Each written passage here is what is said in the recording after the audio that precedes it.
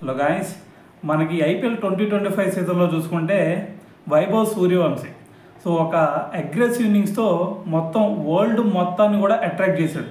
అయితే మరి వైభవ్ సూర్యవంశీ గురించి రీసెంట్గా మనకి గ్రేగ్ చాపల్, అదే మనకి ఇండియా మాజీ హెడ్ కోచ్ అయిన గ్రేగ్ చాపల్, అతను చూసుకుంటే మరి కొన్ని కామెంట్స్ అయితే చేయడం జరిగింది. అయితే అసలు అతను ఏమంటున్నాడు అంటే, మరి వైభవ్ సూర్యవంశీ ఎక్సలెంట్ టాలెంట్ ఉన్న ప్లేయరు. కానీ ఒకటి మాత్రం గుర్తుపెట్టుకోండి, ఇది బీసీసీఐకి చెప్తున్నాను.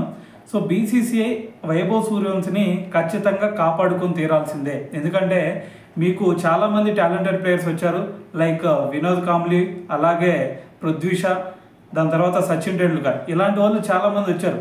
కానీ వాళ్ళ టాలెంట్కు తగ్గట్టుగా మరి వాళ్ళను వాళ్ళు నిరూపించుకున్న బ్యాట్స్మెన్స్ ఎవరన్నా ఉన్నారు అంటే కేవలం సచిన్ టెండూల్కర్ మాత్రమే ఉన్నాడు.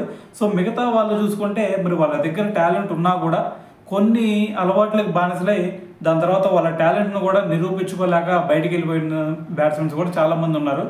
మరి ఇప్పుడు చూసుకుంటే మీకు వైభవ్ సూర్యవంశీ రూపంలో ఇంకొక టాలెంటెడ్ బ్యాట్స్మెన్ దొరికాడు.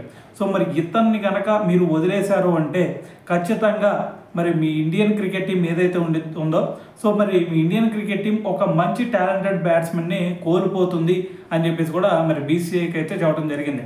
ఎందుకంటే మనకు అంత ముందు చూసుకుంటే వినోద్ కాంబ్లీ సచిన్ టెండూల్కర్ కంటే ఎక్సలెంట్ ప్లేయర్. అతను కనుక మరి మన గ్రీజ్లో ఉన్నాడు అంటే మ్యాచ్ వన్ సైడ్ అయ్యిద్ది అని అనుకునేవాళ్ళు అంతకుముందు.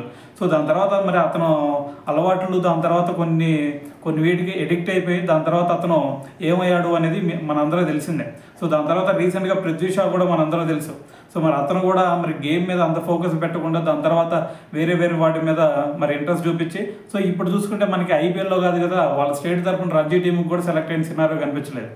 మరి ఇటువైపు చూసుకుంటే మరి వైభవ్ సూర్యవంశీ మరి ఇంత చిన్న వయసులో ఇంత టాలెంట్ ఉంది అంటే ఖచ్చితంగా మళ్ళీ మనకి రెండో సచిన్ టెండూల్కర్ అయ్యే ఛాన్స్ కూడా ఉంది.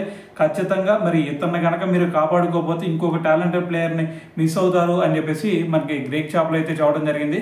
ఏదేమైనా సరే మరి అతను చేసిన ఈ వ్యాఖ్యల గురించి మరి మీరేమనుకుంటున్నారు అనేది కింద కామెంట్ చేయండి.